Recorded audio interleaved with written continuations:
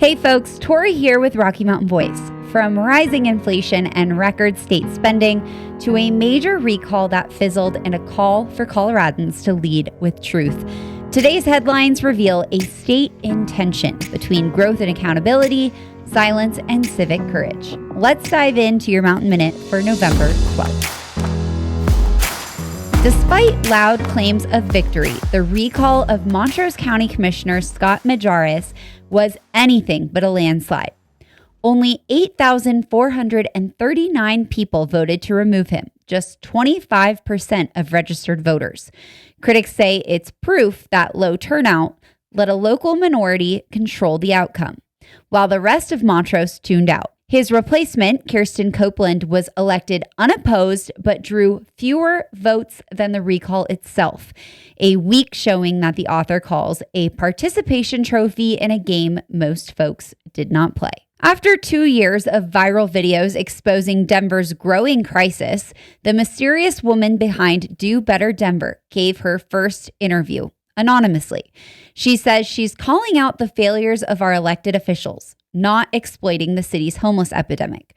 Her critics accuse her of sensationalism, but with over 150,000 followers, her videos have forced Denver's decline into the public spotlight. Speaking of Denver, data shows it now has the highest inflation rate of any major metro area in the country, up 1% in just 2 months, even as the rest of the nation cools.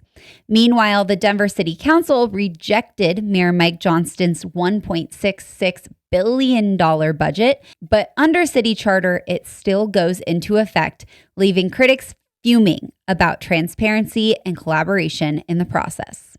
Governor Jared Polis just unveiled a record $50.7 billion state budget. He's pitching it as balanced, but analysts warn it will balloon state government even further, especially as Medicaid costs spiral out of control.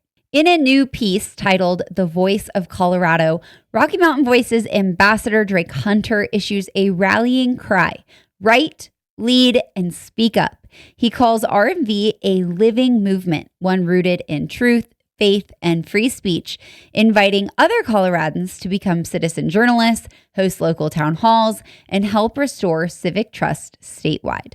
The 7 western states that rely on the Colorado River missed a key federal deadline to create a new water sharing plan, and the feds are now threatening to intervene.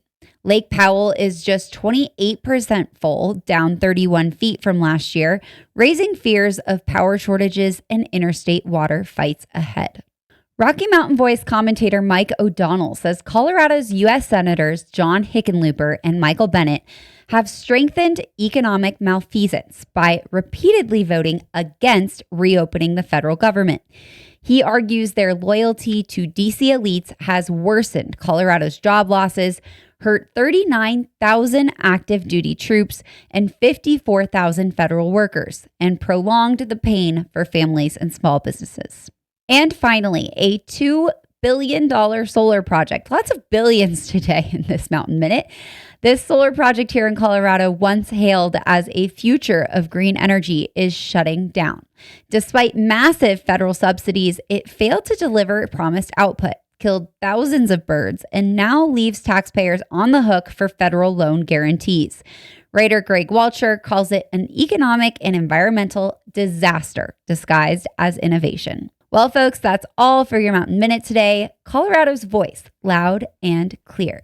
Read every story in full at RockyMountainVoice.com. Thank you so much for listening. Stay sharp, stay bold, and stay in the fight. We'll see you tomorrow.